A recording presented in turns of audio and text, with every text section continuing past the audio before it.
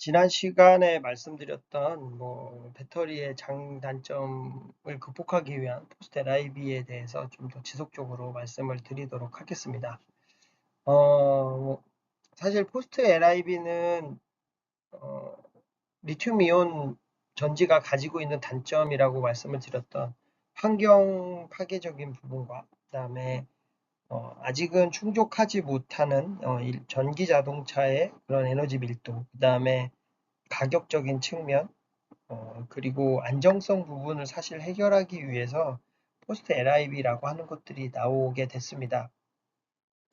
그거에서 사실 가장 사람들이 중점적으로 생각하고 있는 것은 안정성 부분입니다. 그렇기 때문에 어, 사실 리튬이온 전지를 배터리가 들어가 있는 전기 자동차, 배터리 일렉트릭 비클이라고 부르는 BEV를 왜 안 사는지에 대해서 사실 물어보면 비싸다라고 하는 것들이 사실 많긴 하지만 그것보다는 지금 현재 자동차를 타고 다니거나 하시는 분들이 어, 기준에서 사실 10년 정도 자동차를 탄다면 전기세나 이런 것들로 세이빙 되는 돈을 환산한다면 전기차를 사지 않을 이유는 그렇게 많지 않습니다만 망설이고 있거나 지금 저도 리튬이온 배터리를 개발하고 있지만 사실 저도 전기차를 타고 있지 않습니다. 네, 차를 바꿀 때가 안 돼서 안 된 이유도 있지만 많은 분들이 걱정하시는 게 사실은 화재일 거라고 생각합니다. 안전성. 네, 과연 이게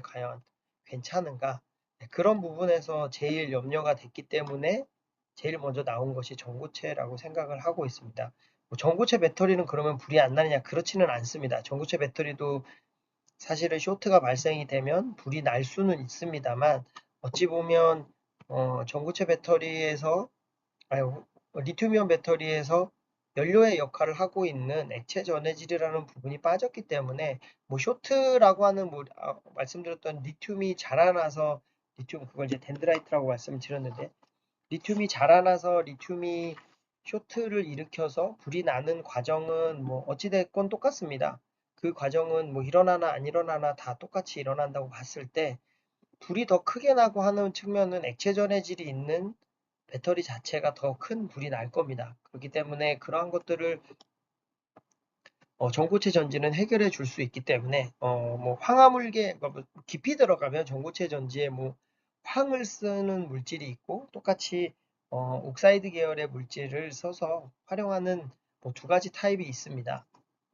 두 가지 타입에 의해서 좀 갈리기는 하지만 불이 날 수는 있긴 하겠지만 액체 전해질을 활용해서 그렇게 활활 타오르는 불은 아마 나지 않을 거라고 알고 있습니다. 뿐만 아니라 앞서 말씀드렸던 것처럼 에너지 밀도 측면에서도 훨씬 높기 때문에 더 큰 주행거리의 자동차를 만들 수 있기 때문에 전고체 전지에 대한 연구도 활발히 이루어지고 있고 차세대 배터리라고도 여겨지며 많이 활용을 하고 있다고 보시면 좋을 것 같습니다. 그에 따라서 지금 여기 보시는 이제 리튬 에어 배터리는 그걸 이제 상회하는 에너지 밀도에서는 거의 끝판왕이라고 부를 수 있는 리튬 이온 전지입니다. 보시면 2차 전지들로만 이제 이루어진 전기 자동차를 봤을 때 지금 여기 나와 있는 약간 어찌 보면 소형차죠. 우리나라가 지금 많이 보이는 모델 Y나 테슬라의 모델 3나 모델 S급이 아니고 그다음에 현대자동차의 EV6나 이런 조금 배터리를 탑재할 수 있는 공간이 넓지 않은 보시면 좀 작은 소형차임에서 보면 우리가 지금 사용하고 있는 납축전 전지로 여기를 채우면 50km밖에 갈 수 없습니다. 2차 전지를 기존에 있었던 니켈 카드뮴과 니켈 하이드레이트로 했을 때도 100km 정도밖에 갈 수 없습니다. 현재 리튬이온 배터리로 하면 160km고요. 퓨처 리튬이온 배터리라고 하는 게 지금 현재 저희가 개발하고 있는 차세대 물질이라고 하는 것들을 이제 사용을 하게 되면 200km 이상. 코로나가 있기 바로 직전인 2000년, 2020년 그쯤에 나와 있는 전기 자동차들은 약 한 200km에서 250km 정도 갔습니다. 이러한 정도. 그러니까 볼트라고 하는 어, 모델의 것들이 한 200km 언저리를 왔다 갔다 했습니다. 차세대 배터리. 그러니까 배터리를 만드는 기술이나 이런 것들이 좀 성장하면서 이렇게 됐습니다. 근데 보시면 리튬 황전지를 넣으면 400km가 되고요. 리튬 에어를 넣으면 거의 550km 이상을 갑니다. 이거를 EV6나 현대자동차 이런 큰 사이즈로 바꾸게 되면 1000km 이상을 가게 됩니다. 내연기관도 아무리 많이 가고 하이브리드 시스템으로 꾸며봐야 700km, 800km 가기가 쉽지 않은데 이러한 소형 차임에도 불구하고 리튬 에어 시스템을 달면 500km 이상을 갈 수 있고요. 거의 600km 가까이 가며 EV6에서는 거의 1000km를 넘는 주행거리를 보일 만큼 사실 리튬 에어 배터리는 대단히 메리트가 좋습니다. 이런 리튬 에어 배터리가 그러면 과연 어떻게 이루어지는지를 좀 말씀을 드리겠습니다. 보시면 리튬에어 배터리는 양극의 기존의 배터리 시스템에 대해서 좀 앞에서 혹시 제가 이제 원리를 해드린 거에 대해서 좀 보셨는지 모르겠는데 음극이랑 양극 자체가 전체가 다 모두 다릅니다. 보시면 음극은 기존에는 그래파이트라고 하는 시스템을 썼습니다. 또한 양극에는 리튬 코발트 옥사이드 LCO라고 하는 걸 쓰거나 아니면 코발트 대신에 니켈이나 망간이나 뭐 여러 가지들을 이제 섞어서 쓰는 NCM이라고 하는 물질을 썼었습니다. 근데 그런 것이 아니라 보시면 여기는 이제 에노드, 그러니까 음극 쪽에는 리튬 메탈 자체를 씁니다. 그러니까 기존에는 리튬 전지를 만들었을 때 양극이 리튬 자체를 포함하고 있습니다. 그리고 음극은 리튬을 포함하지 않는 그래파이트나 이런 걸로 이루어져 있습니다. 그래서 양극 자체가 리튬을 공급해주는 어찌 보면 소스의 역할을 했기 때문에 양극이 대단히 중요하게 됐고 양극에서 사용되는 물질이 제일 중요했었고 그러한 물질에 의해서 성능이 좌지우지 된다고 말씀을 드렸습니다. 그런데 리튬 에어 시스템이 되게 되면 보시는 것처럼 리튬 자체 우리가 지금 사용하는 리튬 이온 전지의 모바일 이온인 리튬 이온 자체를 음극이 가지고 있습니다. 그러면서 리튬 메탈을 사용하기 때문에 어찌 보면 리튬을 담아 넣어야 되는 지임 역할을 하는 부분이 사실은 필요가 없습니다. 그렇기 때문에 리튬 메탈 자체를 쓰기 때문에 전극의 두께 자체가 기존에 뭐 그래파이트를 쓰던 실리콘을 쓰던 뭐 다른 거를 썼던 거에 비해서 현저하게 낮게 만들 수가 있습니다. 그렇기 때문에 음극 자체도 이렇게 낮아집니다. 또한 양극은 지금 보시면 반응을 나와 있는 공식을 보시면 리튬하고 공기가 직접적으로 만나 Li2O라고 하는 리튬 산화물을 만듭니다. 즉 공기 중에 지금 아시다시피 공기 중에는 20%가 21%가 산소고 70%가 이제 그 질소로 이루어져 있는 만큼 사실 공기 중에 산소가 많습니다. 그러니까 리튬에어 배터리는 지금 저희가 사용하고 있는 내연기관에서 폭발을 시키기 위해서 바깥에 있는 공기를 이제 엔진 안으로 흡입시키는 것처럼 반응을 시키기 위해서 어, 에어 자체를 이제 배터리 쪽으로 불어 넣어주면 됩니다. 그러면 이 들어와 있는 에어 중에 20%에 해당되는 산소가 리튬과 반응해서 리튬 어, 옥사이드, 즉 리튬 산화물을 만드는 과정을 통해서 배터리를 움직이게 됩니다. 그렇기 때문에 양극에는 굳이 이러한 반응을 일어날 수 있는 부분의 역할만 하는 소재만 있으면 됩니다. 그러니까 여기 보시는 것처럼 탄소 소재를 사용하면 됩니다. 그러니까 음극에는 리튬 메탈 전체 어차피 리튬은 양극을 만들 때도 리튬 메탈은 아니지만 리튬 화합물을 써서 리튬이라고 하는 것들을 써야 되기 때문에 리튬의 가격은 똑같이 들어가고요. 그 다음에 음극에 사용했었던 탄소라고 하는 좀 저렴한 가격의 소재를 가지고 양극을 만들면 됩니다. 그렇기 때문에 어찌 보면 양극에서 사용이 되고 있는 고가의 전이금속, 그러니까 촉매 역할을 하고 있는 고가의 전이금속을 사용하지 않아도 이러한 반응을 이룰 수 있게 만들 수 있습니다. 그렇기 때문에 이런 리튬 에어 배터리를 만들게 되면 대단히 가격이 많이 내려갈 수 있습니다. 이건 이제 방전 반응이고요. 충전 반응은 이렇게 리튬 산화물이 됐던 애를 다시 충전을 하게 되면 뭐가 되냐면 산소가 방출이 되고 리튬은 다시 왼쪽으로 이동을 해서 리튬 메탈 음극으로 리튬 메탈로 다시 이렇게 만들어지게 되면 됩니다. 그러니까 어찌 보면은 정말 리튬 이온 배터리에서 제일 필요한 그냥 리튬과 공기 중에 많은 산소만을 가지고 배터리를 작동할 수 있도록 만든 시스템입니다. 어찌 보면 대단히 이상적인 거고 그렇기 때문에 쓸모없다기보다는 조금 부수적인 물질들이 사실은 필요가 없게 되겠죠.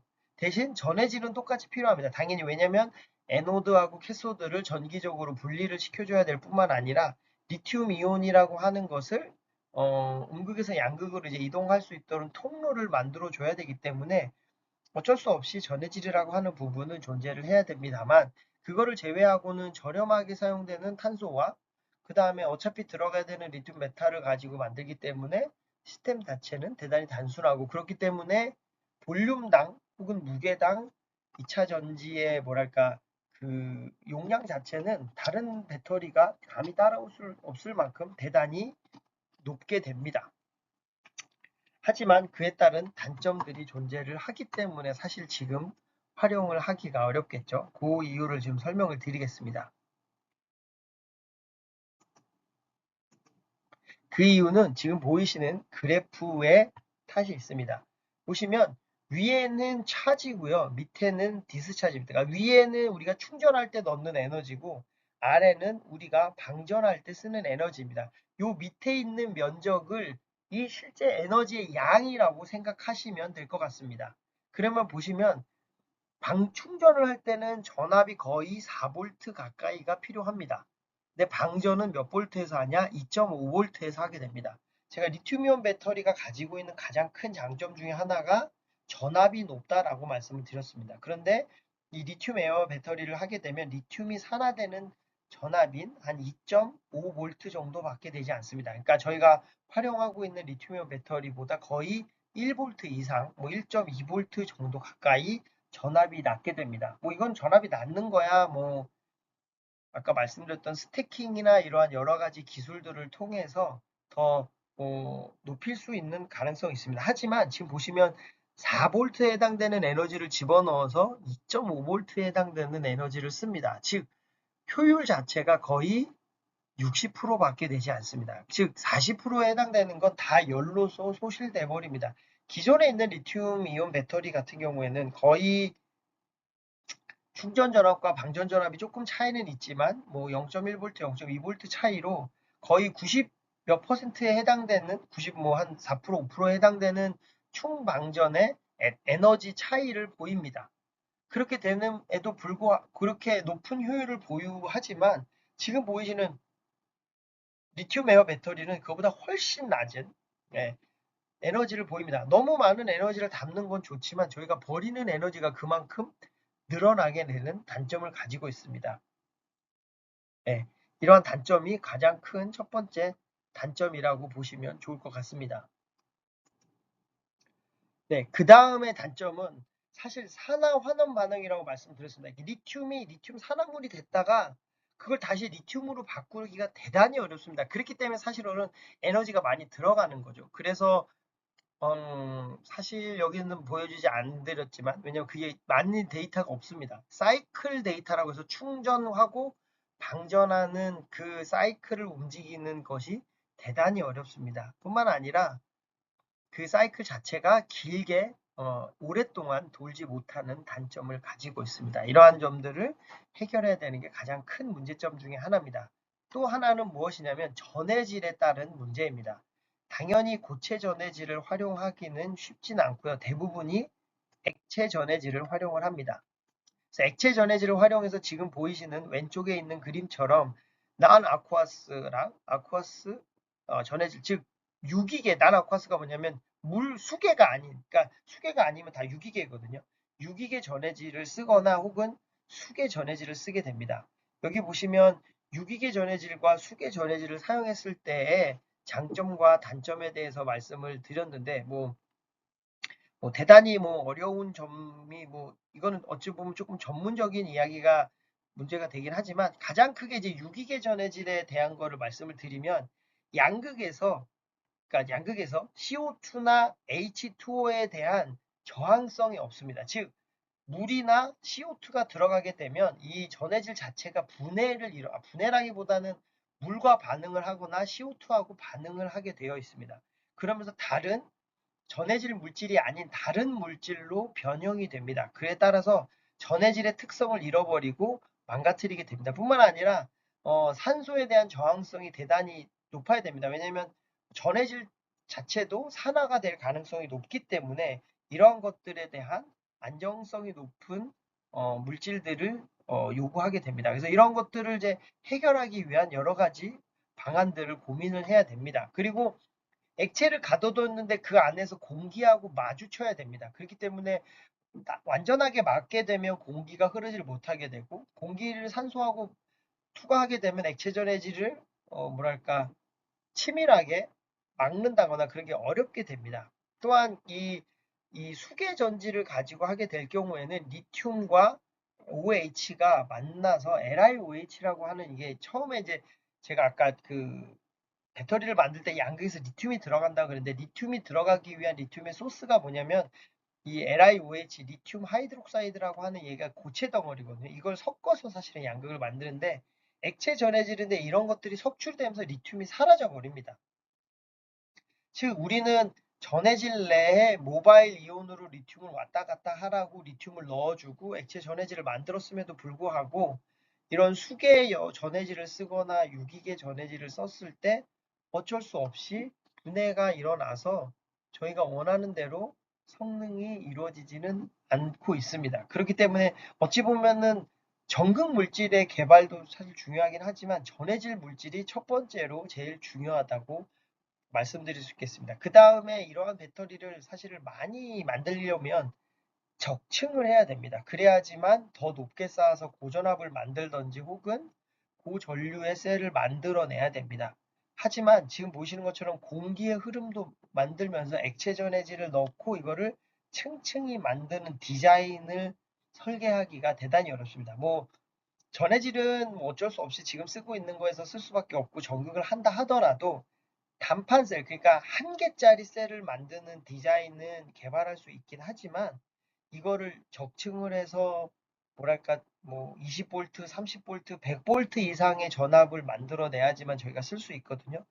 그러한 것들을 만들어내기 위한 셀 디자인이라고 하죠. 이런 거를 만들어내기가 대단히 어려운 실정입니다. 그래서 리튬이온 배터리는 앞에서 보여드렸듯이 엄청나게 높은 에너지 밀도와 저렴한 가격으로 만들 수 있는 재료들로 각광을 받고 뭐랄까 포커싱을 받고 있지만 실제로는 지금 말씀드렸던 이러한 문제점들에 의해서 많이 활용이 되거나 그러지는 못하고 있다고 보시면 좋을 것 같습니다.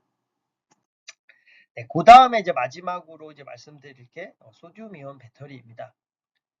기존에 이제 사실은 사용했었던 양극 물질은 대부분의 가격이 양극 물질을 차지합니다. 왜냐하면 가격의 50%가 양극 물질이기 때문에 양극 물질을 어떻게 바꾸면 더 좋은 성능을 만들까를 고민을 합니다. 그렇기 때문에 음극은 그래파이트에서 이제 좀 더 저렴한 뭐 실리콘이나 이런 것들을 사용하긴 하지만 그래서 양극을 어떻게 저렴한 물질로 바꿀까를 고민하다가 앨런 머스크도 예전에는 니켈만으로 이루어진 배터리를 만들겠다 하다가 바꾼 게 작년 아니죠. 작년인가 재작년 말에 인산철 배터리로 쓰겠다라고 한 겁니다. 그게 뭐냐면 여기 나와 있는 LFP입니다. 그러니까 철 FE하고 인 P가 들어가 있는 배터리를 씁니다. 이걸 쓰게 되면 용량 자체, 이게 캐패시티가 용량인데요. 용량 자체는 거의 한 3분의 2밖에 안 됩니다. 근데 중요한 건 뭐냐면 가격 자체가 절반 이하입니다.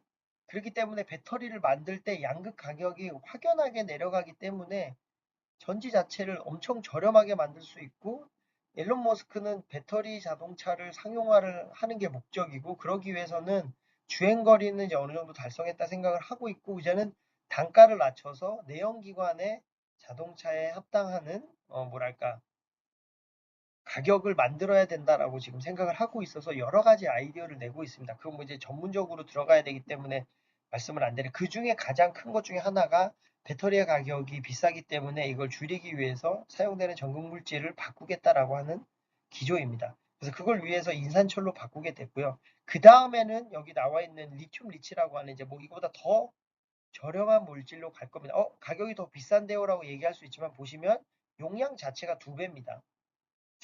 그래서 에너지 덴시티 자체가 높기 때문에 가성비로 따지면 LLO가 제일 좋습니다. 그렇기 때문에 이 LLO를 가려고 지금 생각을 하고 연구를 하고 있습니다. 근데 이렇게 아무리 한다 하더라도 문제는 가장 비싼 리튬 이온을 써야 된다라는 것입니다.